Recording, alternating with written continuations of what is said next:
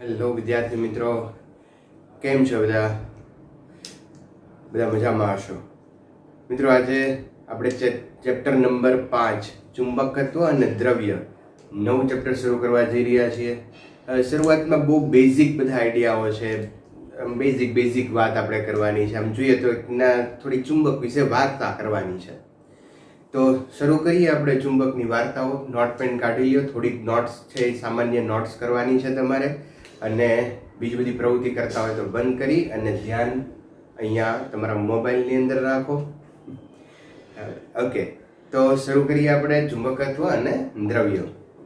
મિત્રો, અહીંયા થોડીક મેં વસ્તુ લખેલી છે. આ જે અહીંયા લખાણ લખ્યું છે એ તમારે પરફેક્ટ એને ગોખવાની કોઈ જરૂર નથી. આના ઉપરથી કોઈ પરીક્ષામાં પ્રશ્ન પૂછાવાના નથી, પણ બેઝિક જે આઈડિયા છે એ તમારા માઇન્ડમાં હોવો જોઈએ. તો પહેલું આપણે અહીંયા ચુંબકત્વ અને દ્રવ્ય, તો ચુંબકની થોડીક વાત કરવી છે. આની પહેલાના ચેપ્ટરની અંદર આપણે જોઈએ તો ઓર્સ્ટેડનું અવલોકન, બાયો-સાવર્ટનો નિયમ, એમ્પિયરનો સર્કિટલ નિયમ, આ બધા નિયમો ભણ્યા, અને એ બધાના ઉપરથી એવા તારણ ઉપર આવ્યા કે જ્યારે કોઈ વાયરમાંથી વિદ્યુત પ્રવાહ પસાર કરવામાં આવે ત્યારે એની આજુબાજુ ચુંબકીય ક્ષેત્ર હોય છે. એ પછી સોલેનોઇડ હોય કે કોઈ તાર હોય કે સિલિન્ડર હોય. તો વિદ્યુત પ્રવાહ પસાર થાય ત્યારે વાયર, કંડક્ટર કે પછી સોલેનોઇડ એ ચુંબક તરીકે વર્તે છે. તો તારણ શું નીકળે? તારણ એવું નીકળે છે કે ચુંબક જો તમારી પાસે હોય તો ક્યાંક એમાંથી પ્રવાહ પસાર થતો હશે. ચુંબકત્વ અથવા તો ચુંબક ઉત્પન્ન થવાનું જે કારણ છે એ વિદ્યુત પ્રવાહ છે, બરાબર? પણ હવે આપણે એવા એક ચુંબકની વાત કરવાના છીએ કે જેમાં દેખીતી રીતે કોઈ પ્રવાહ વહેતો હોય નહીં. સામાન્ય રીતે આપણે એને ગજિયો ચુંબક કહેવાય છે, અંગ્રેજીમાં એને મેગ્નેટ કહેવાય છે. જે તમે નાના હોય ત્યારે રમતા હોય, આ મેગ્નેટમાં એમાં કંઈ આપણે પ્રવાહ પસાર નથી કરતા. બે છેડા આપીને પ્રવાહ પસાર કરીને પછી ચુંબકને હાથમાં લઈને લોખંડને આરે ચોંટાડીએ એવું કરતા નથી. એ કુદરતી રીતે કંઈક ચુંબકત્વ એની અંદર રહેલું છે. શું રહેલું છે, કેવું રહેલું છે, કેવી રીતે રહેલું છે, એ બધી જ ચર્ચા આપણે આ ચેપ્ટરમાં કરવાના છીએ. તો એક સામાન્ય ગુણધર્મ છે કે જો લોખંડને પોતાના તરફ આકર્ષવાનો જે ગુણધર્મ છે એને ચુંબકત્વ કહેવાય. ગુણધર્મ છે એને ચુંબકત્વ કહેવાય, અને આવા ગુણધર્મ ધરાવતા જે પદાર્થ છે એને ચુંબક કહેવાય, બરાબર? યાદ રાખો, લોખંડને પોતાના તરફ આકર્ષવાના જે ગુણધર્મ છે એને આપણે ચુંબક કહેશું, અને આ જે ગુણધર્મ ધરાવે છે જે પદાર્થ એને ચુંબક કહેવાય. મિત્રો, પૃથ્વી ઉપર ચુંબકત્વ કાયમી રીતે રહેલું છે, વર્ષોથી રહેલું છે. આપણે ઉત્પત્તિ થઈને એ પહેલાનું ચુંબક અહીંયા પૃથ્વી ઉપર છે. ઇવન એમ કહી શકાય કે આખા બ્રહ્માંડની અંદર ચુંબક રહેલું છે. થોડોક ઇતિહાસ એનો હું વાત કરું છું. મેગ્નેશિયા કરીને ટાપુ હતો, એમાં ભરવાડોની એવી ફરિયાદ હતી કે એમના જે બૂટ હતા એ બૂટની અંદર નીચે જે ખીલીઓ હતી એ નીચે જમીન સાથે ચોંટી જતી હતી, અને જે લાકડીઓ હોય એ લાકડીના નીચે જે લોખંડનો ભાગ હતો એ પણ જમીન સાથે ચોંટી જતો હતો, એટલે ચાલવામાં મુશ્કેલી થતી હતી. આવી એક ફરિયાદ હતી. ટાપુ હતો મેગ્નેશિયા. તો એવો ખ્યાલ આવ્યો વૈજ્ઞાનિકોના સંશોધનના પરિણામે કે આ જે મેગ્નેશિયા ટાપુ છે એના અંદર જે ધાતુઓ છે એ ચુંબકના, મેગ્નેટના ગુણધર્મ ધરાવે છે, લોખંડને આકર્ષવાના ગુણધર્મ ધરાવે છે, અને એટલે એના ઉપરથી મેગ્નેશિયા ટાપુ ઉપરથી નામ આવ્યું મેગ્નેટ. અને ગુજરાતીમાં આપણે કહેવાય ચુંબક. ચુંબક ચોંટી જાય એવું કાંઈક, પણ કોને ચોંટે? લોખંડને ચોંટે, બરાબર? અચ્છા, તો સિમ્પલ એક મેં તમને ઇતિહાસની વાત કરી કે મેગ્નેટ નામ શું કામ પડ્યું, તો કે મેગ્નેશિયા ટાપુ ઉપરથી એનું નામ આવ્યું મેગ્નેટ. બરાબર. અચ્છા, હવે આ ચુંબકનો ઉપયોગ શું કરતા હતા? તો ઘણા વર્ષો પહેલા હજુ પણ આ ચુંબકનો ઉપયોગ દિશા જાણવા માટે થાય છે. ચુંબકને ધારો કે આમ ચુંબક હોય, તમે એને લટકાવો તો એ ઉત્તર દક્ષિણ દિશામાં સ્થિર થાય. આ ચુંબકનો એક ગુણધર્મ છે, કારણ કે પૃથ્વીને પણ પોતાનું ચુંબકીય ક્ષેત્ર છે ને એમાં તમે ચુંબકને મૂકો તો એ પૃથ્વીના ચુંબકીય ક્ષેત્રની અસરને કારણે ઉત્તર દક્ષિણ દિશામાં સ્થિર થાય છે અને એના ઉપરથી દિશા આપણે જાણી શકાય. બરાબર, દિશા વિશેનો ખ્યાલ મેળવી શકાય. જે દિશાનો જે ખ્યાલ મેળવવાની વાત હતી ને, એ ખાસ કરીને ચાઇનાના લોકો, ચીનની અંદર આની શરૂઆત થયેલી. ચુંબકનો ઉપયોગ દિશા જાણવા માટે ચીનની અંદર શરૂઆત થયેલી. વુહાનમાં જે ઓલો કોરોના આવ્યો છે, વુહાન એચ થી શરૂ થાય છે, ડબલ્યુ થી નહીં. તો હુઆન ટી નામનો એક રાજા હતો, એને એક આખી ચુંબકની પ્રતિમા બનાવી અને એ પ્રતિમાની અંદર આ રીતે પ્રતિમા રાખી, એક હાથ, બંને હાથ આમ ખુલ્લા રાખ્યા અને એને એ રથ ઉપર મૂકી. એટલે જ્યારે કંઈ બહાર જાય, યુદ્ધ કરવા જાય, ત્યારે રથ લઈને જાય. એટલે જે પ્રતિમા છે એ ચુંબકની, મેગ્નેટની બનેલી હતી અને એ ભ્રમણ કરી શકે ને એવી રીતે, આમ ફરી શકે એવી રીતે મૂકેલી.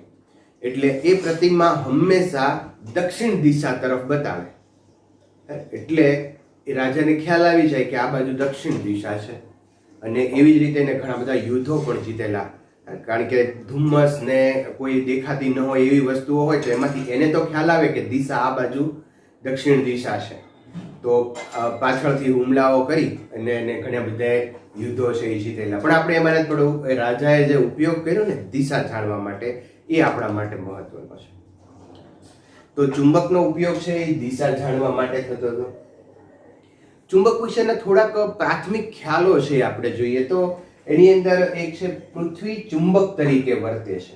પૃથ્વીની અંદર આપણે એની વાત કરશું જ્યારે એક અલગ ટોપિક આપણે આનો ભણવાનો છે. પૃથ્વીના પેટાળમાં ઘણા બધા ખનિજો છે અને આ ખનિજો છે એ બધા દ્રવ્ય અવસ્થામાં છે અને દ્રવ્ય અવસ્થામાં હોય એટલે આયન સ્વરૂપે હોય અને પૃથ્વીનું ભ્રમણ થાય એટલે એ આયનો પણ ભ્રમણ કરે. આયન ભ્રમણ કરે એટલે વિદ્યુત પ્રવાહ રચાય અને પ્રવાહ રચાય તો ઓસ્ટેડ બાપુ કહેતા હતા કે આની આજુબાજુ ચુંબકીય ક્ષેત્ર હોય.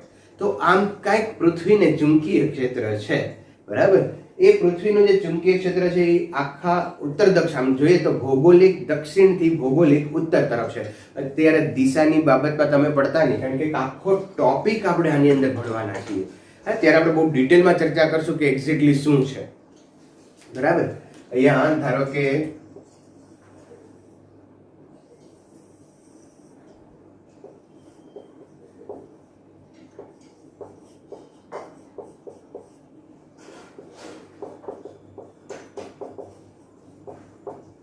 ભૌગોલિક ઉત્તર અને દક્ષિણ. તો પૃથ્વીનું જે ચુંબકીય ક્ષેત્ર છે એ ભૌગોલિક દક્ષિણથી ઉત્તર તરફ છે એવું કહેવાય છે. એક્ઝેક્ટલી શું છે એ બધી ચર્ચા આ ચેપ્ટરમાં આગળ ઉપર કરશું, એટલે બધા લેક્ચરો જોવા પડશે તમારે, તો જ તમને ખ્યાલ આવશે કે એક્ઝેક્ટલી કઈ દિશામાં છે. અને ઘણી વખત જો એ જાણીએ નહીં તો દિશા જાણવામાં પ્રોબ્લેમ થાય છે. મિત્રો, જે ચાઇનાના લોકો હતા ને એ ચુંબકનો ઉપયોગ કરતા તો એને દિશા સચોટ મળતી હતી, પણ યુરોપના લોકો છે ને એ ચુંબકનો ઉપયોગ કરી અને દિશા જાણતા ને તો એને દિશા ચોક્કસ એકદમ પરફેક્ટ દિશા નહોતી મળતી, એક્યુરેટ દિશા નહોતી મળતી. એવું શું કામ થતું હતું? તો એ જાણવા માટે તમારે થોડા લેક્ચરો ભરવા પડશે. હું આગળના લેક્ચરોની અંદર એ સ્પષ્ટ કરીશ અને એક આપણે પ્રૂવ કરશું. બહુ મજાનો એક ટોપિક આપણે ભણવાનો છે, અર્થનું મેગ્નેટિઝમ. એની અંદર આપણે સ્પષ્ટતા કરશું કે કેમ કોલમ્બસ છે એ નીકળ્યો તો ભારત ગોતવા અને પહોંચી ગયો અમેરિકા. બરાબર. આપણે એ જાણવા માટે તમે લેક્ચર કરજો. ઓકે, ચાલો પાછા મૂળ વાત ઉપર આવીએ. તો પૃથ્વી છે એનું એ ચુંબક તરીકે વર્તે છે અને એનું જે ચુંબકીય ક્ષેત્ર છે ને એ ભૌગોલિક દક્ષિણથી ઉત્તર તરફ છે. બરાબર. મિત્રો, બીજી વાત કે જો ગજિયા ચુંબકને મુક્ત રીતે લટકાવતા તે ઉત્તર દક્ષિણ દિશામાં સ્થિર થાય છે. ધારો કે ગજિયો ચુંબક આ રીતે હું બતાવું,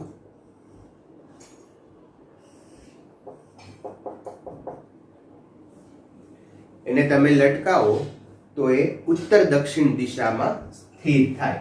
ધારો કે આમ લટકાવ્યો હોય તો આ રીતે આમ સ્થિર થશે. આ ધારો કે ઉત્તર દિશા છે અને આ દક્ષિણ દિશા છે, તો આમ ભ્રમણ કરી અને ઉત્તર દક્ષિણ દિશામાં એ સ્થિર થાય છે. આ હું તમને માત્ર જો તમે ચુંબક વિશેના સામાન્ય ખ્યાલ આપું છું, બરાબર, કે પૃથ્વીને પણ ચુંબકીય ક્ષેત્ર છે. ગજિયા ચુંબકને લટકાવો તો એ પૃથ્વીના જે ઉત્તર દક્ષિણ દિશા છે એની અંદર સ્થિર થાય છે, બરાબર. પછી ચુંબક ગમે એવો હોય, એનો આકાર ગમે એવો હોય, વર્તુળાકાર હોય, લંબચોરસ હોય કે કોઈ પણ આકારનો હોય, પણ એને બે ધ્રુવો હોય છે, એક એન ધ્રુવ અને બીજો એસ ધ્રુવ.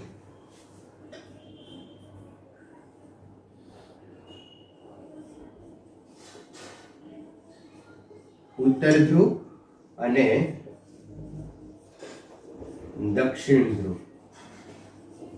કોઈ પણ ચુંબક હોય તો એને બે ધ્રુવ હોવાના છે, એન ધ્રુવ અને એસ ધ્રુવ, ઉત્તર ધ્રુવ અને દક્ષિણ ધ્રુવ. મિત્રો, ઉત્તર ધ્રુવને જો તમે નજીક લાવો, બહુ બેઝિક વાત છે એટલે આમાં આપણે ટાઈમ પાસ નહીં કરીએ. ઉત્તરને બે ધ્રુવ સમાન હોય, ઉત્તર ધ્રુવ જો નજીક લાવવામાં આવે તો સ્વાભાવિક છે કે એની વચ્ચે અપાકર્ષણ થાય અને ઉત્તર ધ્રુવ અને દક્ષિણ ધ્રુવ બે અસમાન ધ્રુવોને બાજુમાં લાવવામાં આવે, ઉત્તર અને દક્ષિણ અથવા તો દક્ષિણ અને ઉત્તર, તો એમની વચ્ચે આકર્ષણ થાય છે. દક્ષિણ ધ્રુવ સમાન ધ્રુવો છે તો એની વચ્ચે પાછું અપાકર્ષણ થશે. તો આપણે અહીંયા નોટ કર્યું છે કે સમાન ધ્રુવ વચ્ચે આકર્ષણ, અસમાન ધ્રુવો વચ્ચે અપાકર્ષણ થાય. બરાબર છે.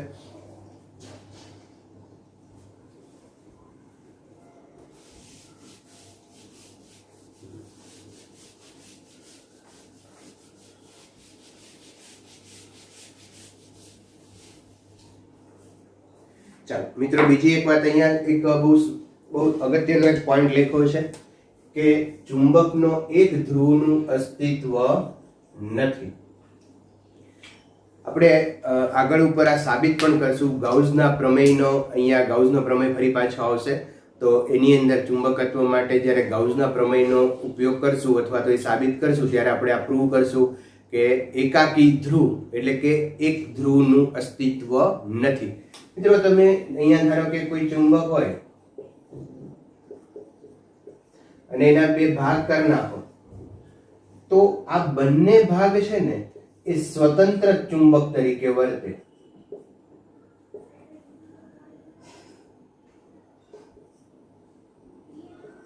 આ બંને ભાગ છે એ સ્વતંત્ર ચુંબક તરીકે. આની કરતા આની તીવ્રતા થોડી ઓછી થઈ ગઈ હોય કારણ કે બે ભાગ થઈ ગયા છે, પણ દરેક ભાગ છે એ ચુંબક તરીકે વર્તે છે. એની અંદર એન અને એસ ધ્રુવ બંને હોય. આના ભાગ કરો તો પાછા બીજા બે ચુંબક મળે, ચુંબક વધતા જ જાય. આ એન અને એસ, એન અને એસ, એન અને એસ, આ રીતે ભાગ થઈ જાય. તો તમે ગમે એટલા ભાગ કરો, નાનામાં નાનો ભાગ કરો ને તો એની અંદર પણ બે ધ્રુવો હોય જ, એન ધ્રુવ અને એસ ધ્રુવ. બરાબર. આ ધ્રુવો છે એનું સ્વતંત્ર અસ્તિત્વ જ નથી. એકલો ધ્રુવ તમે લેવા જાઓ બજારમાં, એમ કહો કે ભાઈ એન ધ્રુવ આપો, એમ ના પડે. એન ધ્રુવ ને એસ ધ્રુવ બે હારે જ આવે. બજારમાં જઈને તમે એમ કહો જમણા પગનું એક ચપ્પલ આપો, એમ ન આવે, બે હારે જ આવે. તો આ ચુંબક પણ એન ધ્રુવ અને એસ ધ્રુવ એમ બંને એક સાથે જ હોય છે, એના એકાકી ધ્રુવનું અસ્તિત્વ નથી. અચ્છા, હવે ચુંબક તમારે ઘરે બનાવવું હોય તો તમે બનાવી શકો. લોખંડ અને એની મિશ્ર ધાતુમાંથી ચુંબક બનાવાય છે. આ ચેપ્ટરમાં આગળ ઉપર આપણે ચુંબક કેટલી રીતે બનાવાય છે એની પણ ચર્ચા કરવાના છીએ. બરાબર. તો ચુંબક તમારે ઘરે જ બેઠા બેઠા બનાવવું હોય તો એ પણ તમે બનાવી શકો. કેવી રીતે બનાવવું એ શીખવા માટે પાછા લેક્ચરો ભરવા પડશે. એમને તો બધું એક લેક્ચરમાં તો બધું કહું નહીં ને તમને. ઓકે, તો લોખંડ અને એની મિશ્ર ધાતુમાંથી ચુંબકો છે બનાવવામાં આવે છે. ચાલો, હવે આવે ગજિયો ચુંબક. ગજિયો ચુંબક અને અંગ્રેજીમાં કહેવાય બાર મેગ્નેટ. શું કહીશું આપણે? Bar magnet. તો આ ચેપ્ટરમાં છે ને આપણે બધી ગજિયા ચુંબકની એટલે કે બાર મેગ્નેટની જ વાત કરવાની છે. આપણે જે ઘરમાં રમીએ ને ચુંબક એ જ, બીજું કાંઈ નહીં. તો એ ચુંબક છે, ધારો કે હું અહીંયા આ ગજિયો ચુંબક છે જેને આપણે બાર મેગ્નેટ કહીએ છીએ, એન ધ્રુવ એસ ધ્રુવ. તમે 8, 9, 10 ની અંદર એક પ્રયોગ ભણી ગયા હશો કે કોઈ ચુંબક હોય ને એની આજુબાજુ લોખંડનો ભૂકો નાખવામાં આવે ને પછી પૂઠું હોય અથવા તો કાચ ઉપર રાખો ને પછી આમ ઠપકારવામાં આવે કાચને, તો લોખંડનો ભૂકો છે ને એ બહુ સરસ મજાની પેટર્નથી ગોઠવાઈ જાય છે, એક ચોક્કસ ભાત આપે છે. કેવી ભાત આપે? ભાત એટલે ઓલા ભાતની પેટર્ન. તો કંઈક આવી ભાત આપે. જો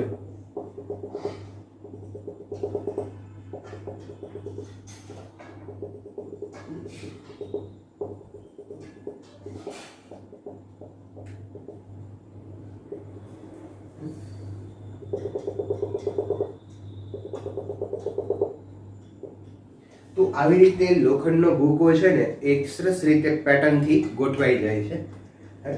તો આ શું બતાવે છે કે લોખંડનો ભૂકો છે ને એના ઉપર આ મેગ્નેટ હોય એટલે એના ઉપર ફોર્સ લાગે, અને ફોર્સ બળ લાગે એટલે સ્વાભાવિક છે કે એ કંઈક ચોક્કસ રીતે ગોઠવાય અથવા તો એના ઉપર બળ લાગે એટલે જ્યાં સ્થાન હોય એ બદલાવી નાખે. બરાબર? એટલે આપણે આડોઅવળો ભૂકો નાખ્યો હોય તો એ કંઈક ચોક્કસ રીતે ગોઠવાય. જે રીતે બળ લાગે એટલે ગોઠવાય એ રીતે એ દિશામાં એ ગોઠવાનો પ્રયત્ન કરે. તો અહીંયા પણ આ જે લોખંડનો ભૂકો છે ચોક્કસ રીતે ગોઠવાય જાય એટલે એના ઉપરથી આપણે તારણ કાઢી શકાય. જો તારણ બહુ મહત્વના કાઢીએ છીએ, ગજિયા ચુંબક માટેની વાત છે. તો એમાં પહેલું તારણ છે કે વિદ્યુત ડાયપોલની જેમ, વિદ્યુત ડાયપોલ યાદ કરો,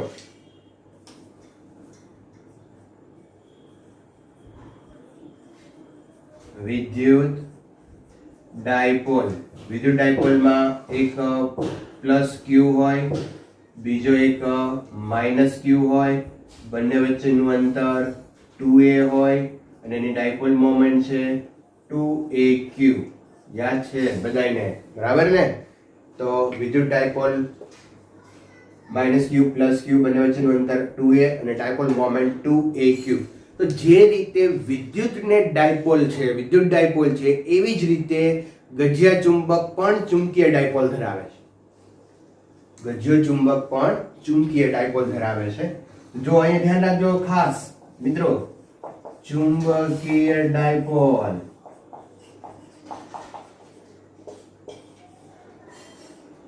એન ધ્રુવ એસ ધ્રુવ, જેમ અહીંયા ધન અને ઋણ છે એમ અહીંયા એન અને એસ છે. બરાબર? બીજી વાત કે એન અને એસ વચ્ચેનું અંતર સામાન્ય રીતે 2l લેવાય છે. શું લેવાય છે? 2l લેવાય છે. બરાબર? તો જેમ વિદ્યુત ડાયપોલ મોમેન્ટ હતી, ડાયપોલ હતી, એમ આ ચુંબકીય ડાયપોલ આવી. અચ્છા, ની dipole moment m is equal to અંતર 2l અને આ n ધ્રુવ અને s ધ્રુવ, જેમ અહીંયા વિદ્યુત ભાર છે એમ અહીંયા ધ્રુવમાન આવે. શું આવે? ધ્રુવમાન. એની ચર્ચા આપણે પછી કરવાના છીએ. મસ્તી જસ્ટ ખાલી આઈડિયા આપું છું. ધ્રુવમાન એને p વડે અથવા તો m વડે સોરી તમે મ્યુ વડે પણ બતાવી શકો. તો અહીંયા હું p વડે બતાવું છું. 2lp ધ્રુવમાન. qm વડે પણ બતાવાય. ધ્રુવમાન ને qm, આ વિદ્યુતભારને કેમ q વડે બતાવીએ છીએ તો આને qm વડે પણ બતાવાય. q ધ્રુવમાન મેગ્નેટ માટે. બરાબર? તો 2lp અથવા તો 2lmp sorry qp magnetic moment. અચ્છા, આમાં બહુ પડવાનું નથી પણ મારે ખાલી તમને એટલું જ કહેવું હતું કે ગજિયો ચુંબક પણ એક ચુંબકીય ડાયપોલ છે. ગજિયો ચુંબક પણ ચુંબકીય ડાયપોલ જ છે. એકલો એકલો પોલ તો ક્યારેય મળવાનો જ નથી. એટલે ગજ્યો ચુંબકને હંમેશા આપણે ચુંબકીય ડાયપોલ તરીકે જ લેશું. એકલો ધન ધ્રુવ હોય, એકલો ઋણ ધ્રુવ હોય, પણ એકલો એન ધ્રુવ હોય નહીં, એકલો એસ ધ્રુવ હોય નહીં. એટલે ગજ્યો ચુંબક હંમેશા ચુંબકીય ડાયપોલ તરીકે જ કામ કરશે. બરાબર. એને એન અને એસ ધ્રુવ બંને હોય, એમાં એક ઉત્તર ધ્રુવ ને એક બીજો દક્ષિણ ધ્રુવ હોય. એને મેગ્નેટિક મોમેન્ટ પણ હોય. બરાબર. મેં લખી છે, આની ચિંતા અત્યારે કરવાની નથી, યાદ રહે તો રાખજો. બરાબર. નહીતર આપણે આની પછીના લેક્ચરમાં આની ડિસ્કશન કરવાના જ છીએ. બરાબર. તો બાર મેગ્નેટ વિશે આટલી વાત તમારે ધ્યાનમાં રાખવાની. ઓકે, ચાલો આટલું નોટ કરી લ્યો, પછી આપણે આગળ જઈએ.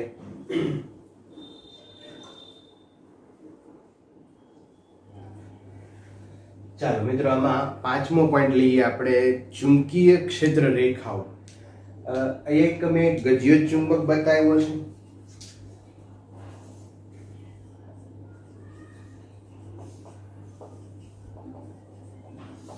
બીજું એક સોલેનોઇડ છે. અહીંયા પણ એક સોલેનોઇડ છે. અને એક આપણે વિદ્યુત ડાયપોલ લઈ લઈએ. વિદ્યુત ડાયપોલ છે પ્લસ ક્યુ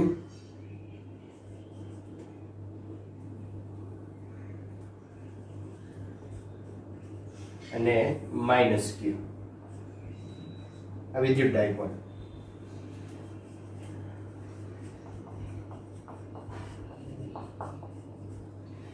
આની ચુંબકીય ક્ષેત્ર રેખાઓ આપણે બતાવી છે. ખાસ કરીને આ બેની આપણે કમ્પેરિઝન કરશું, જે એમાં ડિફરન્સ છે જોશું. બરાબર. તો અહીંયા ચુંબકીય ક્ષેત્ર રેખાઓ છે ગજિયા ચુંબક માટે, એ એન માંથી નીકળે છે અને એસ માં દાખલ થાય છે. અને ચુંબકની અંદર એન માંથી એસ માં જાય છે. આવી ચુંબકીય ક્ષેત્ર રેખાઓ બતાવી શકાય, એન માંથી નીકળતી હોય અને એસ માં દાખલ થતી હોય.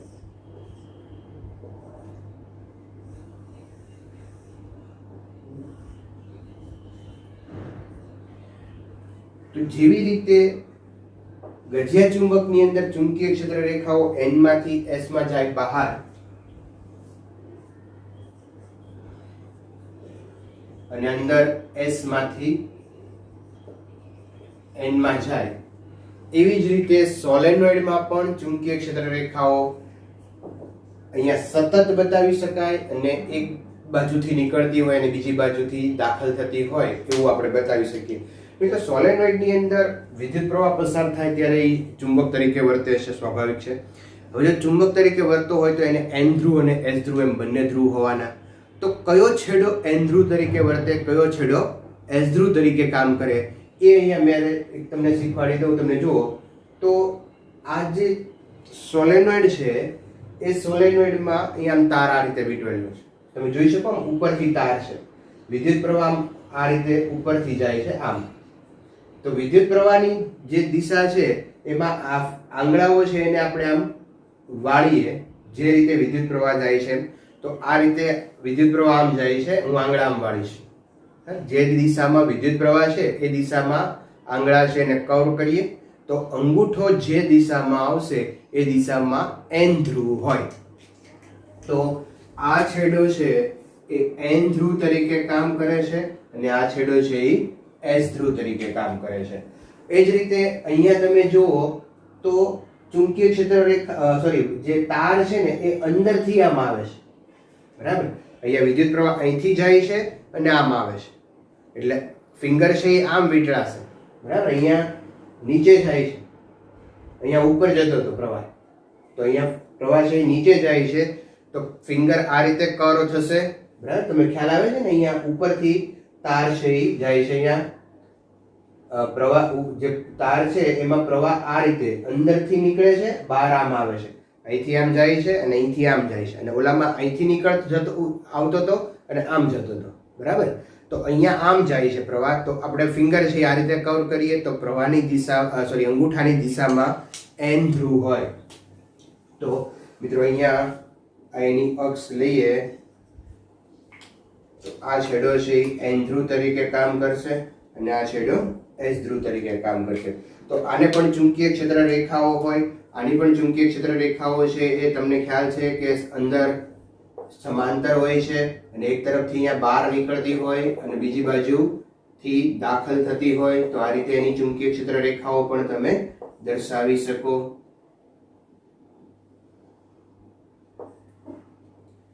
બરાબર.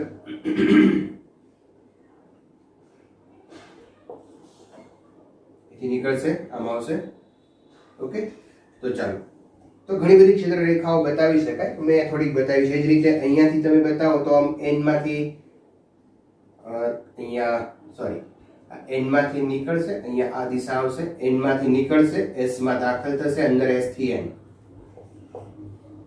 બરાબર, અહીંયા N માંથી નીકળશે, S માં દાખલ થશે. એ જ રીતે અહીંયા તમે જુઓ તો N માંથી નીકળશે, S માં દાખલ થશે અને અંદર S માંથી N માં, N માંથી નીકળશે, S માં દાખલ થશે અને અંદર S to N. ઓકે, તો આથી ચુંબકીય ક્ષેત્ર રેખાઓ જેમાં સોલેનોઇડમાં ચુંબકીય ક્ષેત્ર રેખા મળતી હતી એ રીતે ગજિયા ચુંબકમાં મળે છે. અને એ જ જે રીતે આ બંનેમાં છે એવું જ કંઈક આપણે અહીંયા પણ બતાવેલું છે કે ધનમાંથી ક્ષેત્ર રેખાઓ ઋણમાં દાખલ થાય, ધનમાંથી ઋણમાં દાખલ થાય. પણ એક વસ્તુ છે કે અહીંયા પાછી ઋણમાંથી ધનમાં નહીં આવે. એટલે કે ચુંબકીય ક્ષેત્ર રેખાઓ છે ને એ N માંથી નીકળીને S માં જાય ને S માંથી પાછી N માં જાય, એટલે કે બંધ ગાળા રચે છે. જ્યારે વિદ્યુત ક્ષેત્ર રેખાઓ બંધ ગાળા રચતું નથી. આ એક સૌથી મોટો તફાવત છે વિદ્યુત ક્ષેત્ર રેખા અને ચુંબકીય ક્ષેત્ર રેખા વચ્ચેનો, જે આપણે નોટ કરી લઈએ કે અહીંયા વિદ્યુત ક્ષેત્ર રેખા બંધ ગાળા રચતી નથી, ચુંબકીય ક્ષેત્ર રેખા બંધ ગાળા રચે છે. ચુંબકીય ક્ષેત્ર રેખા બહાર N થી S તરફ અને અંદર S થી N તરફ હોય છે. તો આ એક લાક્ષણિકતા એની યાદ રાખશું આપણે કે ચુંબકીય ક્ષેત્ર રેખાઓ બંધ ગાળા રચે છે જે અંદર S થી N હોય અને બહાર N to S હોય. બહાર તો ગાળા રચે છે, ચુંબકી બહાર N to S હશે અને અંદર S થી N હશે. ઓકે, જેમ સોલેનોઇડ ની અંદર ચુંબકીય ક્ષેત્ર રેખાઓ સતત છે એમ ગજિયા ચુંબકમાં પણ ચુંબકીય ક્ષેત્ર રેખાઓ સતત છે. સોલેનોઇડ ને બે ભાગ કરી નાખો તો બંને ભાગ ચુંબક તરીકે વર્તે છે. આમાં પણ એવું થાય છે કે બે ભાગ કરીએ તો બંને ચુંબક તરીકે વર્તે છે. માત્ર ફેર એટલો છે કે બંનેની તીવ્રતા છે એ થોડી ઘટી જાય ભાગ કર્યા પછી, બાકી બંને ભાગ ચુંબક તરીકે જ વર્તે છે. ઓકે, અને હવે હું થોડીક વાત કરું. છઠ્ઠો પોઈન્ટ આપણે લઈએ, ચુંબકીય ક્ષેત્ર રેખાની લાક્ષણિકતા. જેમ વિદ્યુત ક્ષેત્ર રેખાની લાક્ષણિકતા હતી એવી જ ચુંબકીય ક્ષેત્ર રેખાની લાક્ષણિકતા છે. હું એના નાના નાના શોર્ટ ફોર્મમાં લખું છું, એ શબ્દો તમે યાદ રાખજો એટલે ક્ષેત્ર રેખાઓની લાક્ષણિકતા તમને યાદ રહી જાય. ઓકે, તો ચાલો પહેલી લાક્ષણિકતા હું આને જ કરી દઉં કે ચુંબકીય ક્ષેત્ર રેખાઓ બંધ ગાળા રચે છે. હું ટૂંકમાં લખું, બંધ ગાળા રચે છે. બહાર N to S, અંદર S to N. ઓકે, બીજું એ ચુંબકીય ક્ષેત્ર રેખામાં કોઈ પણ બિંદુ પાસે દોરેલો સ્પર્શક તે બિંદુ પાસે ચુંબકીય ક્ષેત્રની દિશા બતાવે છે. લાક્ષણિકતાઓ આપણે 5મા ચેપ્ટરમાં પણ ભણી ગયા છીએ, પણ અહીંયા હું ફરીવાર એકવાર રિફર કરાવું છું. અહીંયા તમે કોઈ પોઈન્ટ પાસે ચુંબકીય ક્ષેત્ર જોતું હોય તો સ્વાભાવિક છે કે તમારે અહીંયા સ્પર્શક દોરવો પડે. આ પોઈન્ટ પાસે તમારે ચુંબકીય ક્ષેત્ર જોતું હોય તો અહીંયા આ રીતે સ્પર્શક દોરવો પડે. બરાબર, તો કોઈ પણ બિંદુ પાસે સ્પર્શક દોરો તો એ બિંદુ પાસે ચુંબકીય ક્ષેત્રની દિશા દર્શાવે છે. તો હું ટૂંકમાં લખું કે સ્પર્શક દિશા દર્શાવે છે. ત્રીજું, ચુંબકીય ક્ષેત્ર રેખાઓનું યોગ્ય રીતે કરેલું વિતરણ ચુંબકીય ક્ષેત્રની તીવ્રતાનો ખ્યાલ આપે છે.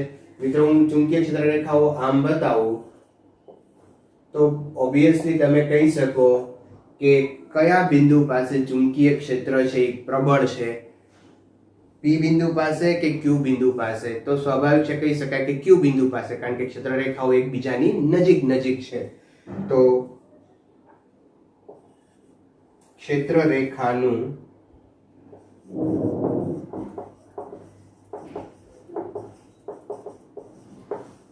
યોગ્ય વિતરણ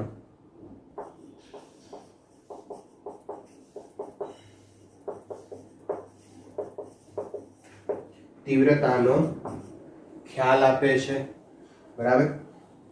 જ્યાં ક્ષેત્ર રેખાઓ નજીક નજીક હોય, જ્યાં ક્ષેત્ર રેખાઓ નજીક નજીક હોય ત્યાં તીવ્રતા વધારે હોય, અને જ્યાં ક્ષેત્ર રેખાઓ છૂટી છૂટી હોય ત્યાં તીવ્રતા ઓછી હોય. અચ્છા, બીજું કે બે ક્ષેત્ર રેખાઓ એકબીજાને ક્યારેય છેદતી નથી. એક ક્ષેત્ર રેખા આમ હોય બીજી આમ હોય તો અહીંયા છેદે તો છેદન બિંદુ પાસે બે સ્પર્શક મળે ને, એક સ્પર્શક આમ આવે, એક સ્પર્શક આમ આવે, તો એક જ બિંદુ પાસે બે દિશા હોય, એ તો પોસિબલ નથી. બરાબર? હું અહીંયા ઊભો છું તો હું આમે જાઉં ને આમે જાઉં, એકારે બે દિશામાં આમ જાઉં, એવું તો થાય નહીં. તો બે ક્ષેત્ર રેખાઓ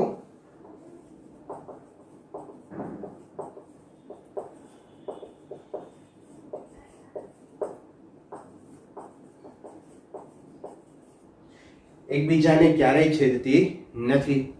સમાન ચુંબકીય ક્ષેત્ર બતાવવું હોય તો સમાન ક્ષેત્ર રેખાઓ એકબીજાને સમાંતર અને સમાન અંતરે હોવી જોઈએ. બરાબર? તો આ ચાર યાદ રાખો તોય વાંધો નથી, પાંચમી યાદ રાખી શકીએ તો રાખો તો વાંધો નથી. સમાન ચુંબકીય ક્ષેત્ર રેખાઓ ક્ષેત્ર દર્શાવવા માટે ક્ષેત્ર રેખાઓ એકબીજાને સમાંતર અને સમાન અંતરે હોવી જોઈએ. બરાબર? પણ મુખ્ય આ ચાર જે ક્ષેત્ર રેખાની લાક્ષણિકતા છે એ યાદ રાખો. બરાબર? ચાલો, તો આટલી વસ્તુ નોટ કરો. એક નવા ક્વેશ્ચન તરફ જઈએ આપણે. ચાલો, નેક્સ્ટ પોઈન્ટ આપણે લઈએ. પરિમિત લંબાઈના સોલેનોઇડમાં સોલેનોઇડની અક્ષ પર ચુંબકીય ક્ષેત્ર. આમ તો સોલેનોઇડની અક્ષ પર ચુંબકીય ક્ષેત્ર તો આપણે ભણી ગયા છીએ, પણ અહીંયા જે આપણે ચુંબકીય ક્ષેત્ર મેળવવું છે એ મેગ્નેટિક મોમેન્ટના સ્વરૂપમાં મેળવવું છે. બીજો પ્રશ્ન એ થાય કે મેગ્નેટિક મોમેન્ટના સ્વરૂપમાં ચુંબકીય ક્ષેત્ર ભણી ગયા છીએ કારણ આગળના ચેપ્ટરની અંદર, પણ આ ચેપ્ટરની અંદર ફરી એક વખત આ મુદ્દો થિયરીની અંદર છે તો આપણે એની ડિસ્કસ કરી લઈએ. સૂત્ર છે એનું જે ફાઇનલ ફોર્મ્યુલા છે એ તમને નવું નહીં લાગે કારણ કે ભણી ગયા છે જ આવવાનું છે, પણ થિયરેટિકલ આપણી ટેક્સ્ટ બુકની અંદર છે એટલે આપણે મુદ્દાને અહીંયા કન્ટિન્યુ કરીએ. પરિમિત લંબાઈના સોલેનોઇડની અક્ષ પર ચુંબકીય ક્ષેત્ર.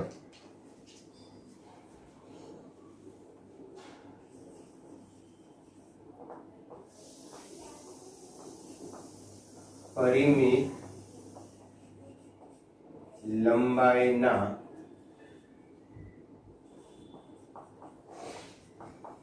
સોલેનોઇડની અક્ષ પર ચુંબકીય ક્ષેત્ર. અહીંયા એક આપણે પરિમિત લંબાઈનો સોલેનોઇડ લઈએ.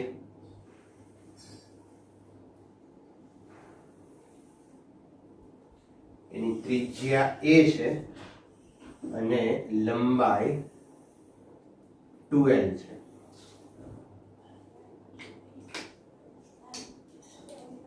સોલેનોઇડની આ અક્ષ જે ત્રિજ્યા છે એ લઈએ a, લંબાઈ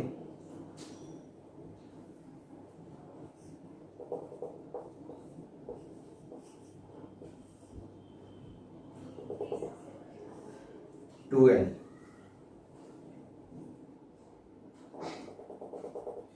સોલેનોઇડનું કેન્દ્ર O. આપણે કેન્દ્રથી r અંતરે અહીંયા એક બિંદુ છે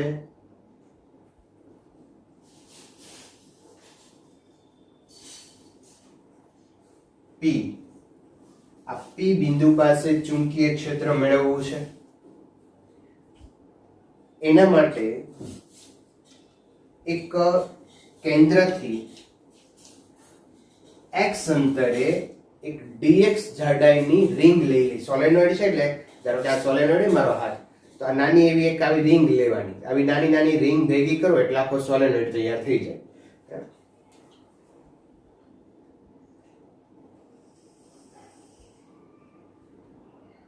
તો એક આ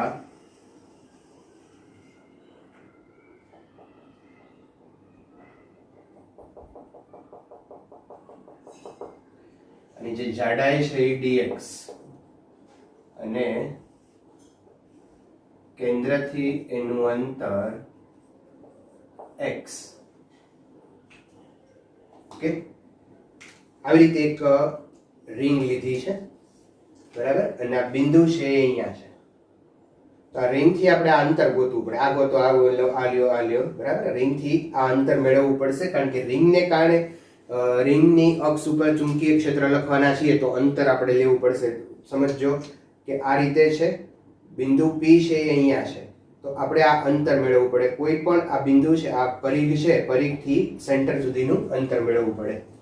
તો એ અંતર આ થશે, બરાબર. અચ્છા મિત્રો, આ જે આખું છે અહીંયાથી અહીંયા સુધીનું એ r છે ને આટલું x છે, તો આટલું ડિસ્ટન્સ છે આ એ થઈ જશે r માઇનસ x.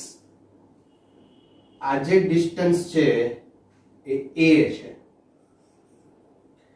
તો કર્ણ થઈ જશે under root r minus x whole square plus a square. r minus x બાજુનો વર્ગ, બરાબર. r માઇનસ x નો સ્ક્વેર, a નો સ્ક્વેર. તો આ અંતર આવી ગયું r minus x whole square plus a square. Okay, હવે આ જે dx જાડાઈ છે, dx જાડાઈ તમે લ્યો. ધારો કે હું આટલી જાડાઈ લઉં, આમ dx, આ જાડાઈ લીધી મેં dx. તો dx જાડાઈની અંદર આટા કેટલા છે એ ગણી નાખીએ આપણે. તો એકમ લંબાઈ દીઠ આટાની સંખ્યા સ્મોલ n હોય તો dx જાડાઈમાં કેટલા હોય? ndx. સીધું, સિમ્પલ. થોડીક અહીંયા નોટ લખ્યું હોય તો લખી શકો તમે મિત્રો, પણ બહુ થિયોરેટિકલ છે, હું લખતો નથી. તમે ખાલી સમજજો કે અહીંયા સૌથી પહેલા મેં એક સોલેનોઇડ લીધો છે જેની ત્રિજ્યા a છે, લંબાઈ 2l છે. આ કેન્દ્રથી r અંતરે આવેલા બિંદુ P પાસે ચુંબકીય ક્ષેત્ર મેળવવું છે. એના માટે એક dx જાડાઈની કેન્દ્રથી x અંતરે એક રિંગ લીધી છે. આ રિંગનું P થી અંતર under root r minus x whole square plus a square છે. અને રિંગમાં આટાની સંખ્યા તમે આ રીતે લખી શકો, એકમ લંબાઈ દીઠ આટા સ્મોલ n હોય તો dx લંબાઈ દીઠ આટા કેટલા થાય? ndx, બરાબર. તો આટાની સંખ્યા થઈ જશે ndx. ચાલો, તો રિંગના અક્ષ પર P બિંદુએ ચુંબકીય ક્ષેત્રનું ફોર્મ્યુલા. રિંગના અક્ષ પર ચુંબકીય ક્ષેત્ર. રિંગના અક્ષ પર ચુંબકીય ક્ષેત્રનું ફોર્મ્યુલા છે B. અહીંયા લખીએ આપણે B dB is equal, dB એટલે આ નાની રિંગને કારણે ઉત્પન્ન થાય છે, મ્યુ 0. હું પહેલા ફોર્મ્યુલા લખું છું, પછી આપણા ટર્મ્સ વાપરું. Mu 0 n I r square upon 2 r square plus x square raise to 3/2. આવું સૂત્ર છે. આ આપણા જે ફોર્મ્યુલા, આપણી જે અહીંયા આકૃતિ છે એ મુજબના પદ આપણે લઈએ તો ચુંબકીય ક્ષેત્ર dB is equal to mu 0 n, આટા કેટલા છે અહીંયા? ndx I r ની જગ્યાએ આપણે a લખશું કારણ કે એની ત્રિજ્યા a લીધી છે અપોન 2 અહીંયા r ની જગ્યાએ ફરી પાછો a પ્લસ x એટલે અંતર કેટલું લેશું અંડર રૂટ આ નથી હો આ નથી ખરેખર મેં તમને કીધું એમ કે આમ રિંગ છે અને અક્ષ અહીંયા છે એટલે આ અંતરો લેવાના છે આ અંતર તમે આ અંતર લઈ લો ન ચાલે રિંગ આ જે બિંદુ અહીંયા રિંગ ઉપર જ્યાં પ્રવાહ વહે છે ત્યાંથી અહીંયા સુધીનું અંતર લેવાનું છે એટલે હું આ લઉં છું તો અહીંયા આનો સ્ક્વેર કરશો એટલે રૂટ ઉડી જશે તો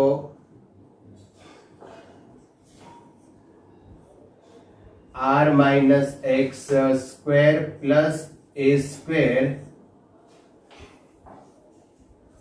whole raised to 3/2 okay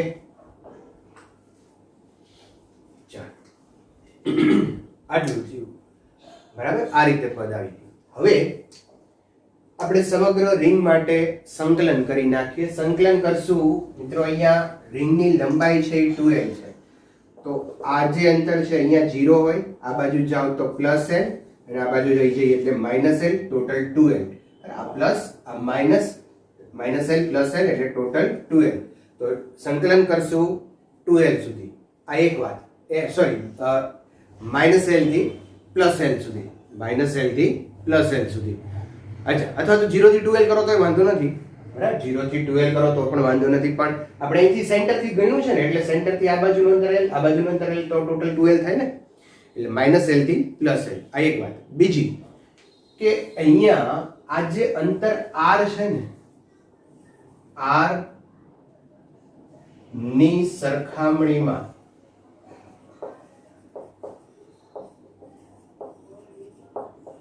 x અને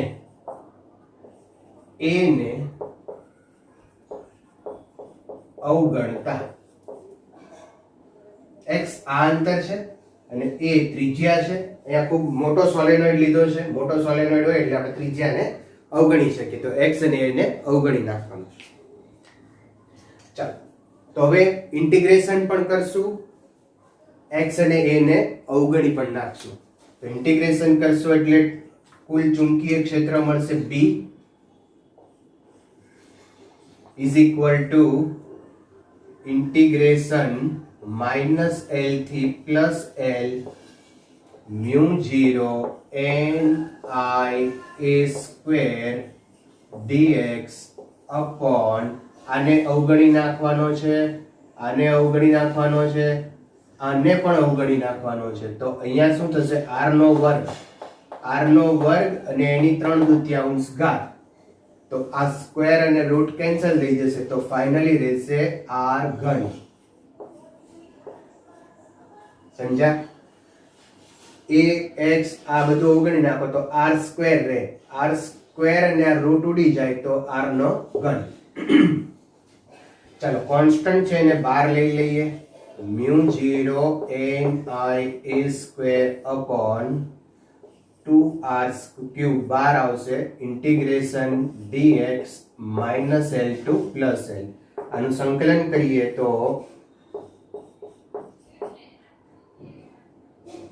સોરી અહીંયા સ્મોલ n આવશે ને સ્મોલ n છે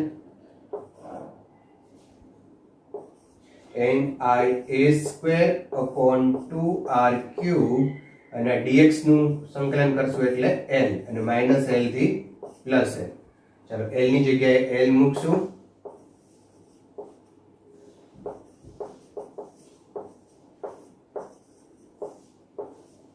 અને માઇનસ l ની જગ્યાએ માઇનસ l મૂકશું તો 2l થઈ જશે તો ફાઇનલી અહીંયા લખીએ આપણે b is equal to mu 0 n I a square mu 0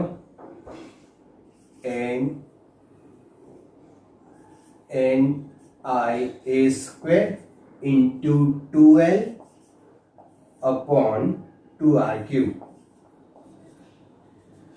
બરાબર mu 0 n I a square L minus L એટલે 2L થઈ જશે, 2L upon 2R ક્યુબ. બરાબર છે.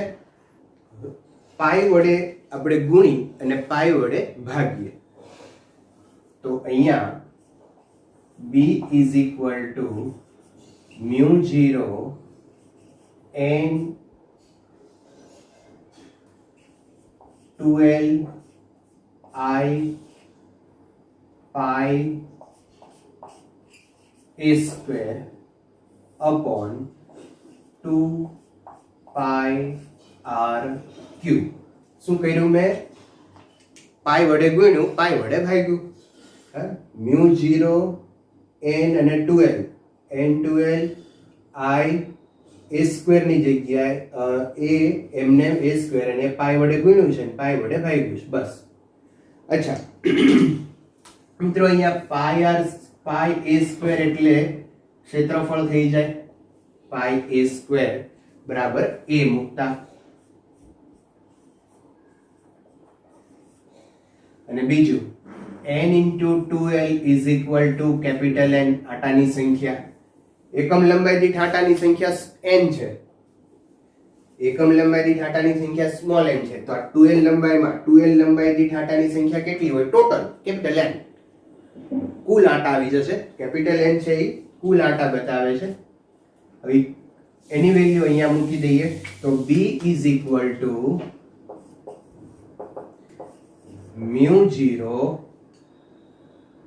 n I a upon mu 0 આના બરાબર મૂકશું કેપિટલ N અને આને પાઈ r સ્ક્વેર ની જગ્યાએ a તો na a upon 2 pi r ઘન. ચાલો na a mu 0 na a magnetic moment.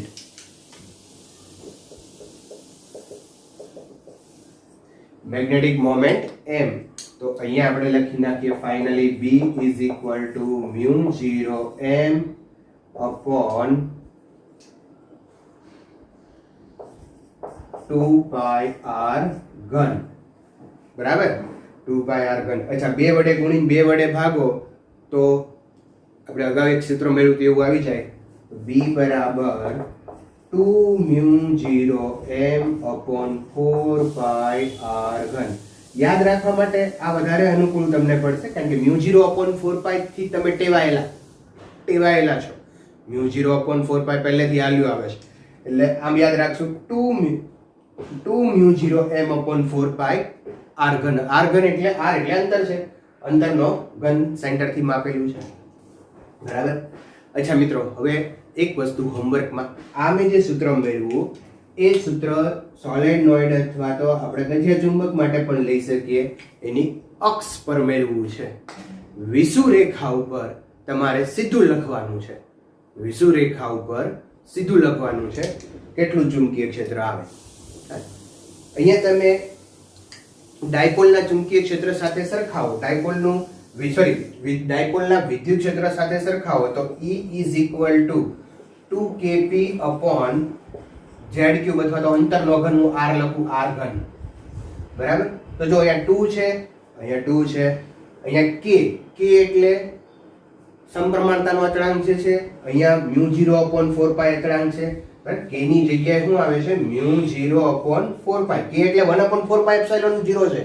જ્યારે અહીંયા mu 0 upon 4 pi છે તો k ની વેલ્યુ છે ને એ mu 0 upon 4 pi p dipole moment છે અને ત્યાં છે મેગ્નેટિક મોમેન્ટ આવી છે. બરાબર. તો તમે અહીંયા આ સૂત્ર જે મેં સરખાવ્યું, આ 2 છે, અહીંયા બી 2 છે, mu 0 upon 4 pi છે તો એની બદલે k છે, મેગ્નેટિક મોમેન્ટ m છે, અંતરનો ઘન છે. તો ડાયપોલનું વિદ્યુત ક્ષેત્ર વિષુવરેખા ઉપર કેટલું હોય?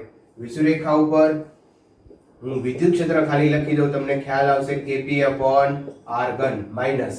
બરાબર ને? અચ્છા, તો k ની જગ્યાએ શું મૂકવાનું? p ની જગ્યાએ શું મૂકવાનું? r એમ રાખવાનો. તો થઈ ગયું. બરાબર. તો હોમવર્કમાં હતું પણ તમને કરી દીધું છે મેં. બરાબર.